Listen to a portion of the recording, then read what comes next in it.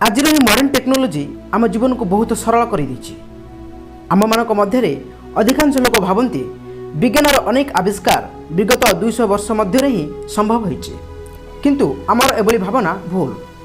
कारण अतीत अनेक आविष्कार होता, किंतु समय आविष्कार गुड़िक नष्ट हो जाइछि बा विलुप्त हो गला।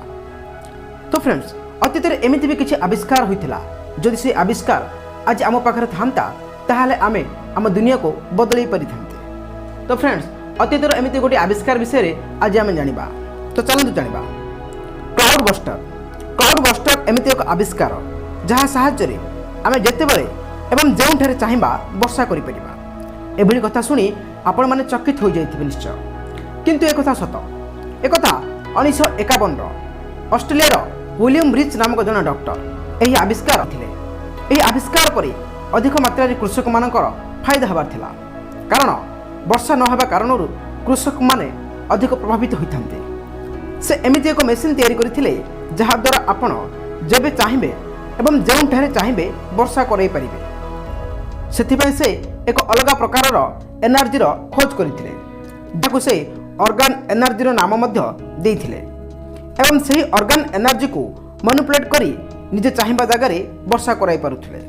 कथा 1953 जेते अभाव फसल नष्ट होता, से समय दुई जन कृषक विलियम रिच पाखक आसिले एवं कहले आपण यदि आमको साहाय्य करेंगे ताहले आम फसल नष्ट होबार बंचीज।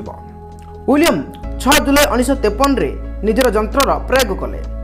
से सकाळ ही जंत्रर प्रयोग कले एवं संध्या बेले को वर्षा हो सारी। यही आविष्कार विज्ञान जगतर सबुठारु गुरुत्वपूर्ण आविष्कार थिला, किंतु बड़ दुर्भाग्यर कथा यही आविष्कार को पुरस्कार मिलवा बदल में दंड मिला। सेठाकार सरकार यही आविष्कार को बेआईन घोषणा कले। यह व्यतीत तांकर सबु आविष्कार को बेआईन भावे घोषणा करागला।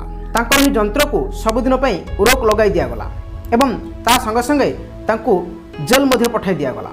जेल रे रही से निजर शेष निश्वास त्याग करथिले।